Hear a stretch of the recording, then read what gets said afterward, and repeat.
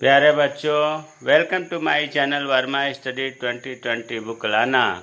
मैं UP board के class 12th के छात्र छात्राओं के लिए इकोनॉमिक्स सब्जेक्ट को हिंदी माध्यम से मैं फुल कोर्स कराऊंगा। यदि आप फुल कोर्स करना चाहते हैं तो मेरे चैनल को सब्सक्राइब कीजिए और बेल आइकन को प्रेस करना ना भूलें, ताकि जो भी वीडियो मैं अपलोड करूं उसका नोटिफिकेशन आपको सबसे पहले मिल सके। माइक्रो इकोनॉमिक्स में चैप्टर 6 चल रहा है, प्रतिस्पर्धा रहित बाजार। इसमें 2 वीडियो मैं डाल दिया हूँ और आज तीसरा वीडियो है। तो प्यारे बच्चों, इसमें चल रहा था कि बाजार का वर्गीकरण। इससे पहले भी मैंने बताया है कि बाजार का वर्गीकरण प्रतियोगिता के आधार पर 3 प्रकार का होता है।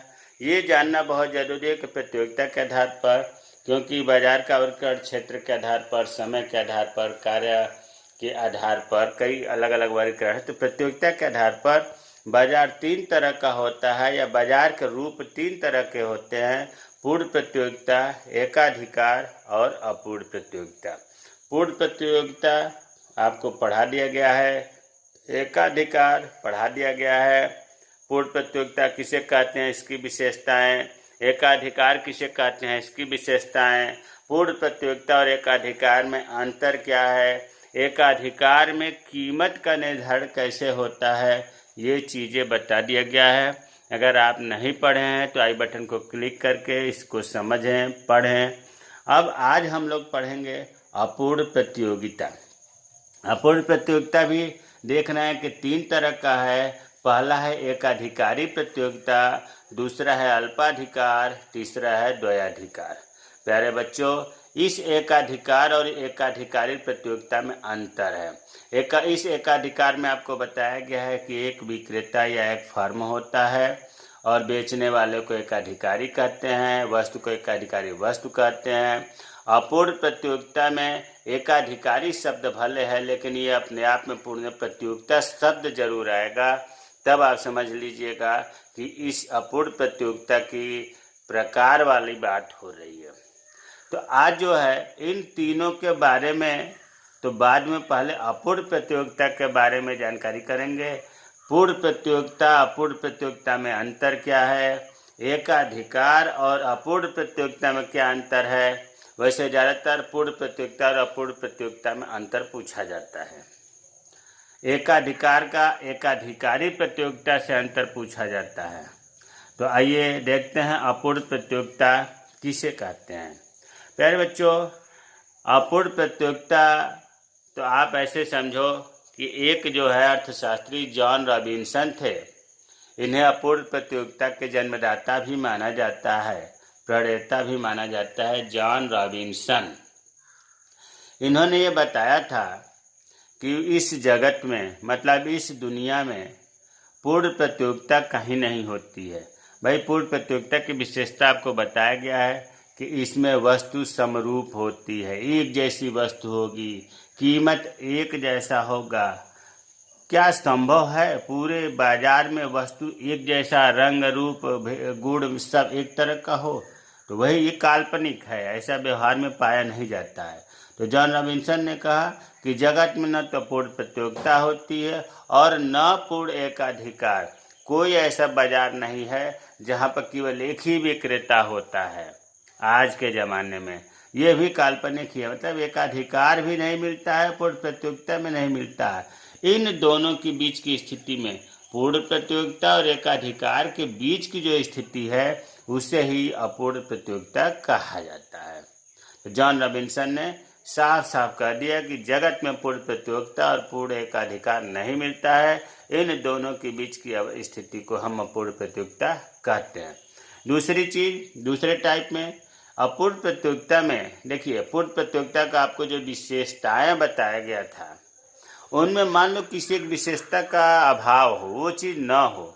जैसे मान लीजिए कि पूर्ण प्रतियोगिता में बताया गया है कि क्रेता और विक्रेताओं की संख्या अधिक होती है, या वस्तु विभेद नहीं होता है ना। अब मान लो सब विशेषता पूर्ण प्रतियोगिता का है और ये क्रेता और विक्रेताओं की संख्या अधिक जो होना था वो कम है, या वस्तु विभेद हो गया, तो कहने का मतलब यह है कि अगर पूर्ण प्रतियोगिता की विशेषताओं में एक का भी अगर अभाव होता है तो फिर उसे हम पूर्ण प्रतियोगिता नहीं कहेंगे, अपूर्ण प्रतियोगिता कहेंगे। तो हमें उम्मीद है कि अपूर्ण प्रतियोगिता समझ में आपको आ गया होगा। अब अपूर्ण प्रतियोगिता की विशेषताएं। अपूर्ण प्रतियोगिता की स्थिति एक वास्तविक बाजार स्थिति है, अर्थात जो बाजार है उसमें पूर्ण प्रतियोगिता आपको देखने को नहीं मिलती है, एकाधिकार नहीं मिलता है, अपूर्ण प्रतियोगिता ही मिलती है, या जो वास्तविक बाजार की स्थिति है वो अपूर्ण प्रतियोगिता ही है। दूसरा है क्रेताओं, विशेषता चल रहा है अपूर्ण प्रतियोगिता की, क्रेताओं और विक्रेताओं की संख्या अपूर्ण प्रतियोगिता की तुलना में कम होती है। अपूर्ण प्रतियोगिता में बताया गया था कि क्रेता मतलब खरीदने वाले बेचने वालों की संख्या बहुत अधिक, असंख्य का ये होती है, उसकी अपेक्षा इस अपूर्ण प्रतियोगिता में कम होती है। और इसमें जब संख्या कम होती है विक्रेताओं की तो स्वतंत्र प्रतियोगिता नहीं होती है। अतः एक विक्रेता अपने उत्पादन में परिवर्तन करके वस्तु के मूल्य को प्रभावित कर सकता है। भाई जब इसमें कम विक्रेता होंगे तो प्रभावित तो करेगा ही, क्योंकि जो वस्तु है उसके बेचने वाले कम हैं। तो दूसरी विशेषता आपको समझ में आ गया होगा। तीसरा विशेषता है कि अपूर्ण प्रतियोगिता में वस्तु विभेद पाया जाता है। पूर्ण प्रतियोगिता में समरूप बताया गया था। वस्तु विभेद का मतलब होता है कि रंग, रूप, गुण के आधार पर वस्तुओं में अंतर पाया जाता है पूर्ण प्रतियोगिता में। क्रेताओं और विक्रेताओं को बाजार के संबंध में पूर्ण ज्ञान नहीं होता, जिससे कीमत विभेद की संभावना बढ़ जाती है। भाई पूर्ण प्रतियोगिता में बताया गया था कि क्रेताओं और विक्रेताओं को बाजार का पूर्ण ज्ञान होता है कि कौन सी वस्तु कितने रुपए में बेचनी है, उद्योग द्वारा कितनी निर्धारित की गई है, लेकिन इसमें अपूर्ण प्रतियोगिता में बाजार का पूर्ण ज्ञान नहीं होता है, इसलिए कीमत में अंतर आ सकता है। पांचवा है उत्पत्ति के साधन, मतलब उत्पादन के साधन पूर्णतः गतिशील नहीं होते हैं। पूर्ण प्रतियोगिता में बताया गया था कि साधन गतिशील होते हैं। एक साधन जो है दूसरे उत्पादक के पास पहुंच सकता है, जबकि इसमें ऐसा नहीं है, गतिशील नहीं होते हैं। सबसे महत्वपूर्ण जो है अगली विशेषता है कि औसत आगम वक्र। औसत आगम वक्र को ही मांग वक्र भी कहते हैं। शार्ट में AR एवरेज रेवेन्यू, इसका ढाल ऋणात्मक होता है। पूर्ण प्रतियोगिता में जो है AR OX के समानांतर होती है, लेकिन इसमें जो है ढाल ऋणात्मक होता है। तो इसमें जो है औसत आगम वक्र जो है इसका ढाल ऋणात्मक, मतलब बाएं से दाएं नीचे की ओर गिरती हुई होती है। और सीमांत आगम वक्र भी AR की तरह ही गिरते हुए होता है और AR से नीचे होता है। सातवां है दीर्घकाल में वस्तु का मूल्य MR और AR के बराबर होता है। प्यारे बच्चों, ये आपको विशेषताएं हैं। अब हम पूर्ण प्रतियोगिता और अपूर्ण प्रतियोगिता में अंतर पढ़ेंगे। अंतर, अगर आपने पूर्ण प्रतियोगिता की विशेषताएं पढ़ लिया, अपूर्ण प्रतियोगिता की विशेषताएं पढ़ लिया, तो अंतर में कुछ नहीं रखा है। अंतर तो वही चीज़ है जो विशेषताएं हैं। देखिए पूर्ण प्रतियोगिता में बताया गया है कि क्रेताओं और विक्रेताओं की संख्या बहुत अधिक होती है। बहुत का मतलब असंख्य है। और अपूर्ण प्रतियोगिता में विक्रेताओं की संख्या अपेक्षाकृत कम होती है। लेकिन देखो ये 3 प्रकार का होता है। एक तो होता है एकाधिकार प्रतियोगिता, इसमें अधिक होती है। अधिक का मतलब पूर्ण प्रतियोगिता इतना अधिक नहीं, इन तीनों प्रकार जो है उनमें अधिक होती है। अल्पाधिकार में उससे कम, अद्वैयाधिकार में केवल 2 होते हैं। तो ये पूर्ण प्रतियोगिता और अपूर्ण प्रतियोगिता में पहला अंतर रहा। अब दूसरा अंतर, पूर्ण प्रतियोगिता में वस्तु एक जैसी होती है, रंग में, रूप में, साइज में, लेकिन अपूर्ण प्रतियोगिता में वस्तुओं में विभेद अंतर पाया जाता है। पूर्ण प्रतियोगिता में प्रत्येक फर्म कोई विक्रेता कहेंगे, बेचने वाला, कीमत मान लेने वाले होते हैं, कीमत स्वीकार करने वाले होते हैं, कीमत निर्धारित करने वाले नहीं। कीमत को दिया हुआ मानकर फर्म अपनी उत्पादन की मात्रा को समायोजित करता है। अरे भाई उद्योग है, इसमें ढेर सारी फर्में हैं, मान लो firm A, firm B, firm C, तो उद्योग जो है यही कीमत निर्धारित करता है और इस कीमत को फर्में पालन करती हैं। फर्म कीमत को स्वीकार करती है, निर्धारण नहीं करती हैं, उद्योग निर्धारित करता है। जबकि अपूर्ण प्रतियोगिता में क्या है कि विक्रेता या फर्म एक सीमा तक कीमत को प्रभावित कर सकता है, चाहे तो सस्ता कर सकता है, चाहे तो महंगा कर सकता है।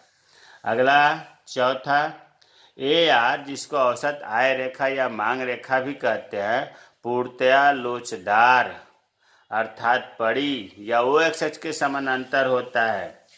इसमें भाई पूर्ण प्रतियोगिता में बताया गया था, पूर्ण प्रतियोगिता में कि जो AR है या MR है ये OX अक्ष के समानांतर होता है। और इसमें बताया गया है कि ये जो है AR और MR बाएं से दाएं नीचे की ओर गिरता हुआ होता है पूर्ण प्रतियोगिता में, अर्थात ऋणात्मक ढाल वाला होता है। तो वही चीज़ यहाँ है कि AR जिसको औसत आय रेखा या मांग रेखा कहते हैं, पूर्णतया लोचदार, जब वो एक्स के समानांतर मांग रेखा होती है तो पूर्णतया लोचदार कहते हैं। जबकि AR इसमें अपूर्ण प्रतियोगिता में औसत आय रेखा बाएं से दाएं नीचे की ओर गिरती हुई होती है, ये पूर्ण लोचदार से कम होती है। भाई सीधी रहती है OX अक्ष के समानांतर तो पूर्ण लोचदार वह सीधी नहीं है, तो पूर्ण लोचदार से कम हुआ। ये AR के बारे में। अब अगला पॉइंट MR का बन जाता है। MR मतलब सीमांत आय रेखा भी पड़ी रेखा या OX अक्ष के समानांतर होती है। जबकि इसमें अपूर्ण प्रतियोगिता में जैसे AR होता है वैसे MR भी बाएं से दाएं नीचे की ओर गिरती हुई होती है।